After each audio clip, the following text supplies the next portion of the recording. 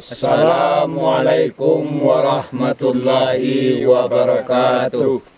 Saya Aliwar, Wali Negari Pagadi, Kecamatan Palupuah, Kabupaten Agam, Sumatera Barat.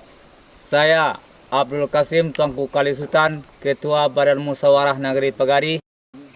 Saya Rusmin Datuk Lenggang Marajo, Ketua Kerapatan Adat Negeri Pagadi. Saya Samsurijal Datuk Basa, Ketua HLPHN Negeri Pagadi. Selamat datang di Kenegarian Pagadi.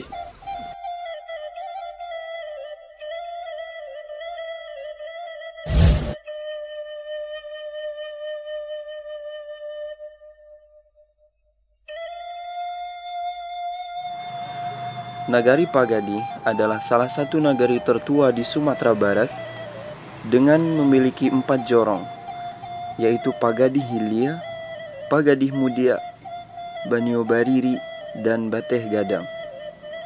Luas wilayah Nagari Pagadi mencapai 6.500 hektar yang terdiri dari kawasan hutan, budidaya, dan pemukiman. Nagari Pagadi itu adalah lambah-lambah dan semak-semak baluka dan dilingkungi hutan labek sekeliling. Menurut Tambo, nenek moyang Nagari Pagadi berasal dari Kanagarian Kamang Mudia, Agam. Yang pertama kali datang ke Pagadi terdiri dari 6 orang penghulu dari suku yang berbeda, yaitu Datua Rajo Nagari suku Koto, Datua Rajo Panghulu suku Budi, Datua Rajo Imbang suku Sikumbang, Datua Rajo Ruhun suku Pibada, Datua Rajo Panawa suku Pili, Datua Pandukosati suku Jamba, disertai sejumlah karib kerabat beliau yang diperkirakan datang sekitar tahun 1842, persisnya 5 tahun sejak berakhirnya Perang Padri. Mereka masuk ke Pagadi melalui perbukitan Limau Abuang, Sungai Guntuang, dan terus ke Pagadi. Sebahagian lain dari rombongan tersebut terus ke Pasialawe.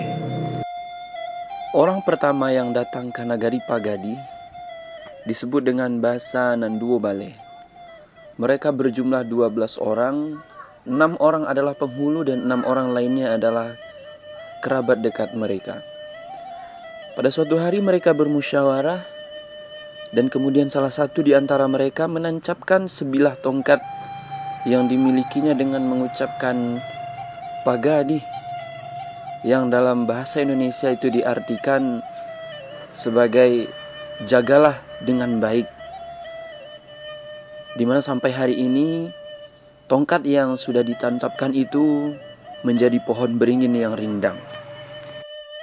Nagari Pagadi itu bermulai sejak di Perang Bulan Lo sampai ke Perang Jepang adalah pelarian atau untuk bertempat persembunyian di pahlawan-pahlawan kita sejak dahulu.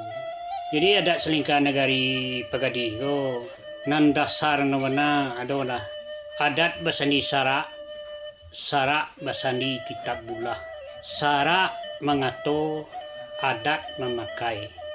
Itulah nan bapaci arek pegenggam taguh sejak mula dahulu sampai kini, bahkan sampai Nagari go kiamat isu. Pendidikan merupakan aspek yang sangat penting dan harus mendapatkan perhatian dari semua pihak. Keberhasilan dunia pendidikan bukan saja ditentukan oleh pemerintah dan guru saja. Masyarakat juga mempunyai peran yang sangat penting menentukan keberhasilan pendidikan. Aktivitas penyelenggaraan pendidikan di Nagari Pagadi terdiri dari pendidikan anak usia dini, sekolah dasar, sekolah menengah pertama, dan pendidikan agama. Lokasi nagari yang berada di perbukitan membuat Nagari Pagadi memiliki banyak potensi yang bisa dikembangkan. Di antaranya wisata agroforestry dan wisata budaya atau sejarah. Wisata yang cukup menonjol di Nagari Pagadi adalah Sarasah Pagadi Gadang. Dengan kondisi yang masih asri dan elok, sangat mungkin sebutan untuk air terjun ini dikembangkan sebagai destinasi wisata untuk mendukung kesejahteraan nagari. Bentang alamnya yang sangat indah tidak dibungkiri bisa ditetapkan sebagai wisata geopark. Selain wisata air terjun dan geopark, Nagari Pagadi juga memiliki wisata ikan larangan dan kawasan wisata lebah madu. Potensi yang dapat dikembangkan untuk menarik lebih banyak wisatawan adalah dengan adanya wisata alternatif arena motocross. 80% masyarakat Nagari Pagadi yang terdiri dari 4 jorong ini memiliki mata pencaharian di bidang pertanian.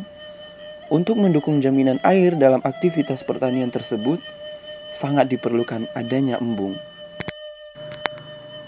Bukti sejarah akan ikut andilnya Nagari Pagadi terhadap NKRI adalah keberadaan Surau Tuo dan gua-gua tempat perlintasan rahasia para tokoh penting di zaman itu. Adat istiadat Nagari masih sangat terjaga dengan baik. Kegiatan adat juga masih sering dilakukan dalam rangka mengedukasi dan mewariskan sejarah terhadap anak cucu di Nagari Pagadi, seperti halnya Batagak Gala, Randai, dan tentu kesenian Minang lainnya. Dominasi kawasan hutan di Nagari Pagadi berpotensi dijadikan wisata agroforestry seperti trekking dan camping ground.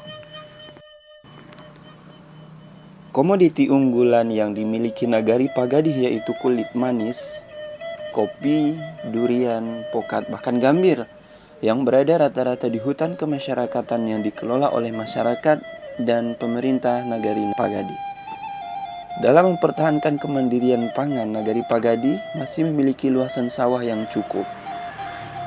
Dan untuk menopang pangan masyarakat di Nagari Pagadi, didukung dengan adanya 6 unit heller yang masih beroperasi hingga saat ini.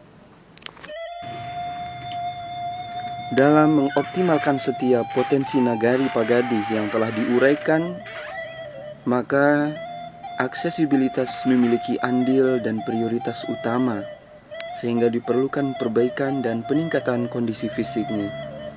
Selain aksesibilitas, sarana pendukung juga sangat diperlukan.